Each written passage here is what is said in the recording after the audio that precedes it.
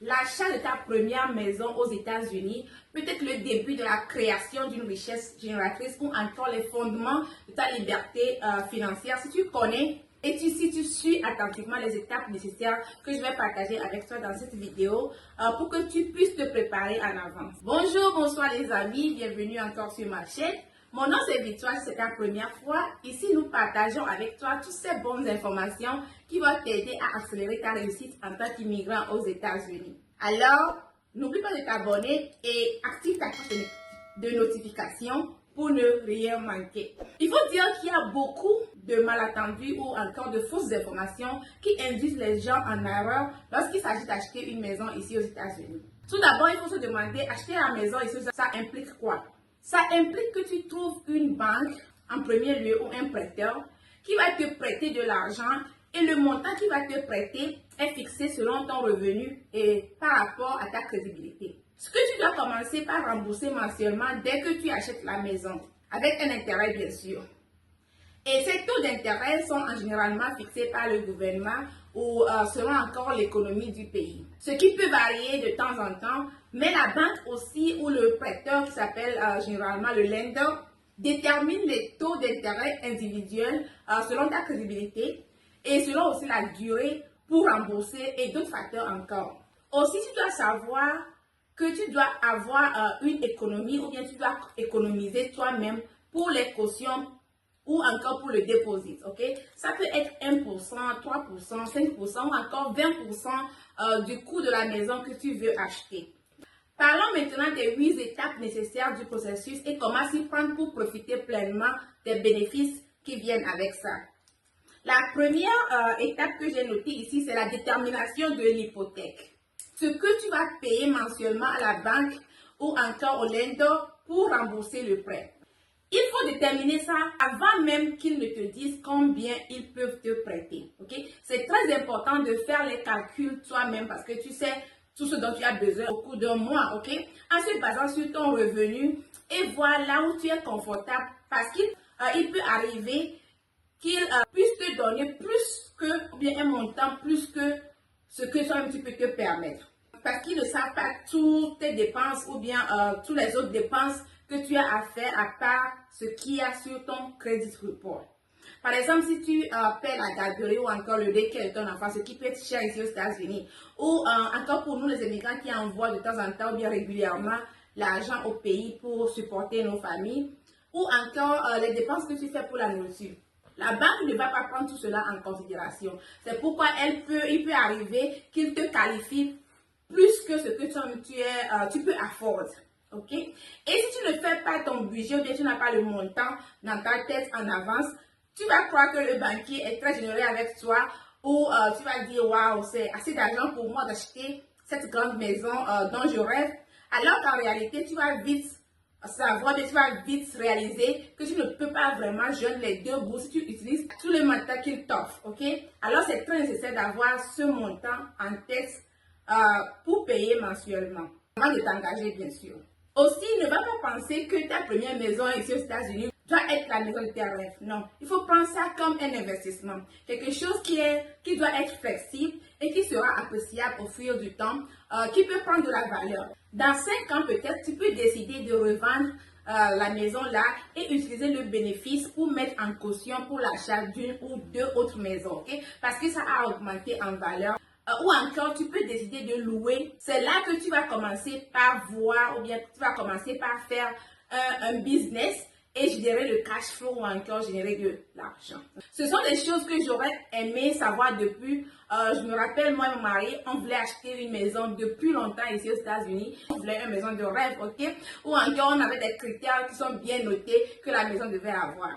Notre revenu n'étant pas aussi élevé que ça, la banque nous a qualifié plusieurs fois même pour un montant qui était moins par rapport à ce qui coûte la maison que nous voulons. Et c'est pourquoi on n'a pas pu acheter à ce temps-là. Bien qu'il y avait des maisons qu'on pouvait bien avoir et être confortable avec le paiement, mais en ce temps-là, on ne pensait pas que ça pouvait être un investissement, ok? On n'avait pas les connaissances qu'on a aujourd'hui, donc on passait juste à une maison. Alors ne faites pas le même erreur ou n'attendez pas d'avoir tout ce que vous voulez dans une maison pour acheter une.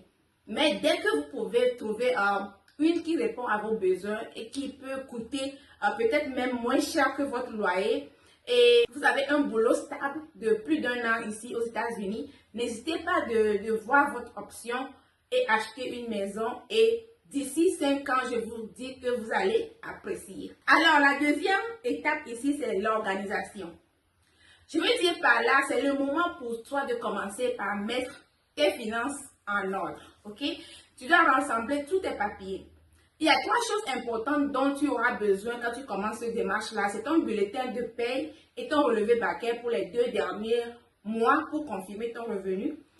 Il faut aussi ton credit score qui va déterminer le taux d'intérêt. Et tu auras besoin aussi de ton W2 ou encore les reçus d'impôts pour pouvoir montrer que tu paies les impôts ou bien que tu as payé les impôts l'année passée ou encore les 2 dernières années. Et ça va t'aider pour bénéficier aussi de certains programmes qui vont vraiment t'aider. Et aussi, il faut être sûr que tu as économisé déjà pour les frais qui viennent avec un achat de la maison et aussi pour la caution.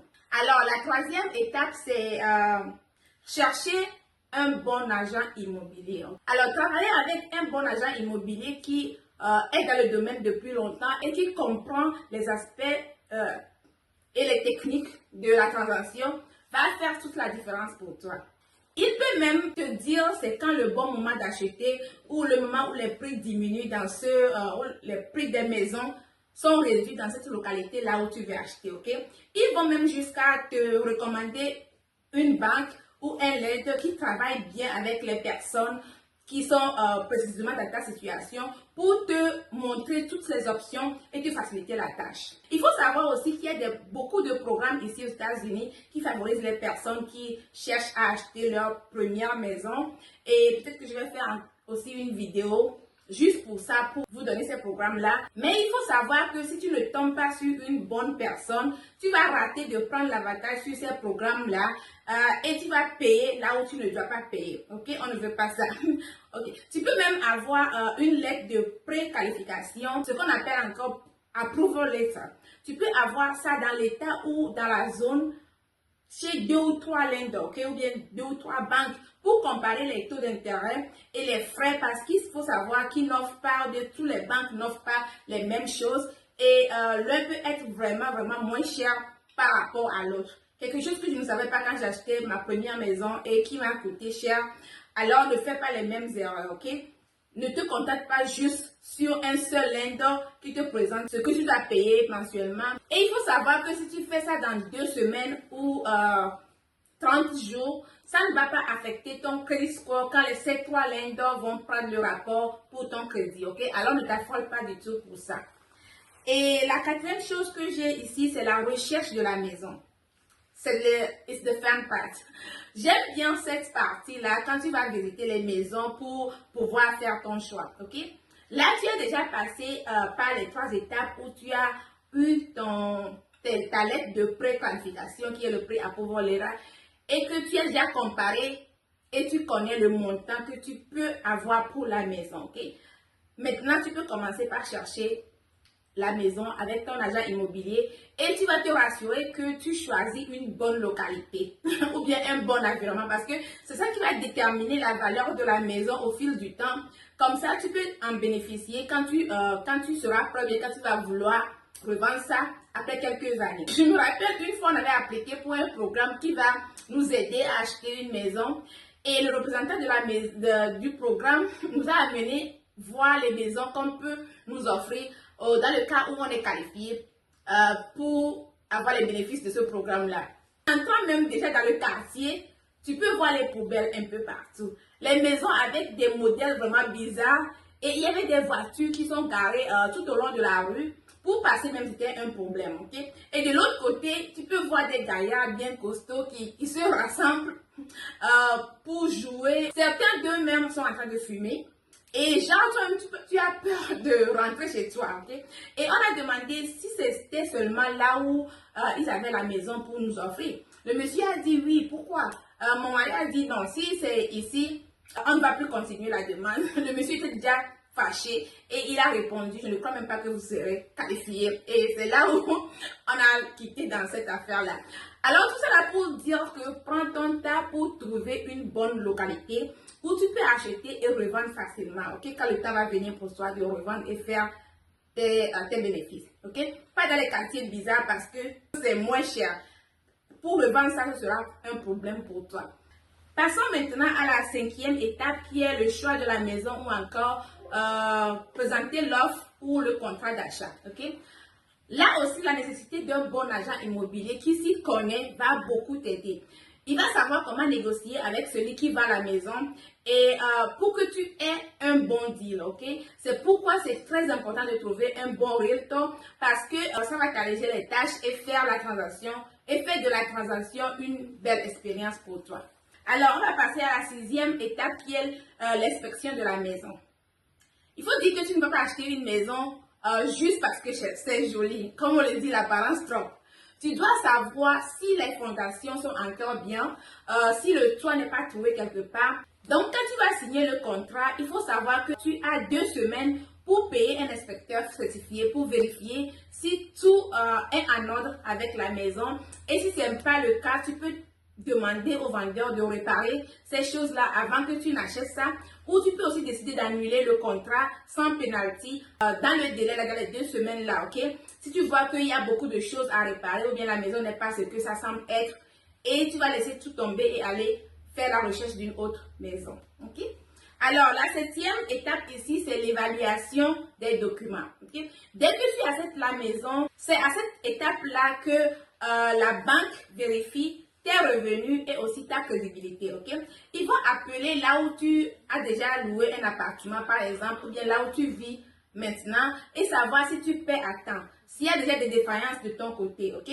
Ils appellent aussi ton employeur pour voir si vraiment tu travailles là-bas. Si oui, pour combien de temps tu es là, et tout ça là, ok? Et si par exemple, il arrive que tu dis, ou bien tu as mis quand tu remplissais la demande, que tu es permanent dans ce boulot-là et que tu es là depuis 3 ans. Par exemple, ok? Mais on appelle ton employeur et l'employeur dit que non, tu es temporaire et tu es ici seulement, ça fait 1 an. La banque va te disqualifier en même temps. Pour dire que la préqualification ou bien le prix à pouvoir l'air ne te garantit pas que la banque ou le lender va vraiment te donner l'argent, ok?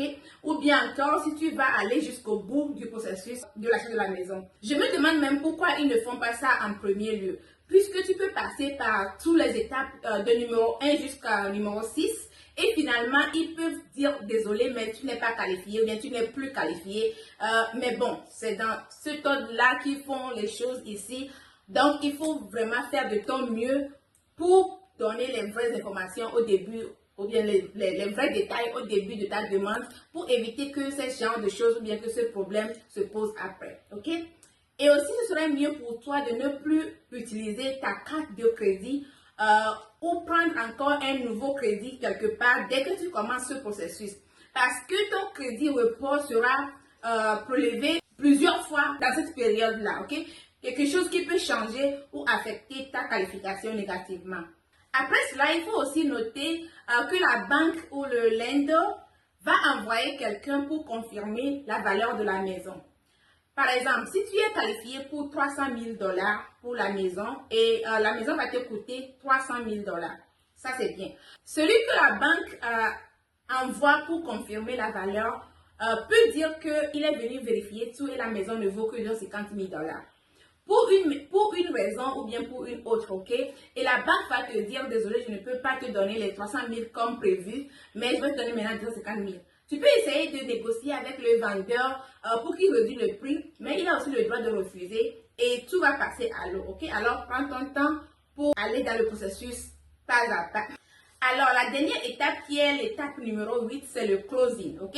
Ce que moi j'appelle encore la confirmation des données et l'achat proprement dit. Alors, quand tu auras accepté la condition de la maison, la banque aussi est venue faire son évaluation pour voir combien la maison vaut et il a accepté aussi de te donner l'argent comme prévu. C'est le jour où vous devez vous rendre au bureau d'un avocat choisi pour transférer le titre foncier de la maison en ton nom et là, tu signes les papiers acceptant les modalités de paiement à la banque et aussi tu signes bien sûr que si tu n'arrives pas à payer défaut d'un mois ou bien de 2 mois, la banque peut retirer la maison et t'évacuer et revendre la maison pour récupérer son argent. C'est le jour-là aussi que tu dois payer la caution et les autres frais qui viennent avec, ok? Et là aussi, ça peut tourner en mal si tu n'as pas une idée ou bien une idée sur le montant que tu dois avoir en cash. Parce que si tu ne peux pas, bien si tu n'as pas le cash, tout peut s'annuler, tu n'auras pas la maison. Mais si tout se passe bien et tu paies et tu signes tout, c'est là, le jour-là, on te dit « Congratulations, tu viens d'avoir ta maison ». Tout le processus là peut prendre 30 à 45 jours ou plus encore. Alors prépare-toi bien en conséquence si tu te donnes un délai pour rentrer dans cette nouvelle maison que tu cherches. En conclusion, il faut dire que je ne suis pas un realtor, mais j'ai déjà passé par ce processus 2 fois même moi-même et j'ai aussi aidé déjà 2 personnes qui ont eu leur maison ici aux États-Unis. Ok? Alors, ce sont des choses que j'ai expérimenté moi-même et aussi j'ai pris quelques formations dans le domaine pour en savoir plus à cause de la passion que j'ai développée pour ça. Il faut dire qu'il y a des choses dans ce domaine que si je savais depuis longtemps, c'est-à-dire que je pouvais déjà avoir plusieurs maisons ici aux États-Unis qui me génèrent de l'argent et c'est pourquoi j'ai décidé vraiment de partager ces informations avec toi pour que tu aies une idée sur le processus ou comment ça se passe pour bien te préparer avant de s'y prendre afin que tu puisses bien profiter dans ce domaine-là. Alors, je m'arrête ici pour aujourd'hui. Merci d'avoir suivi jusqu'ici. J'espère que ça t'a plu et que tu as pris bonne note. Alors, n'oublie pas de liker. Abonne-toi pour ne pas manquer ces bonnes informations et partage avec tous ceux qui peuvent en bénéficier aussi. Ok? Jusque-là, porte-toi bien, reste béni et à la prochaine vidéo. Bye bye!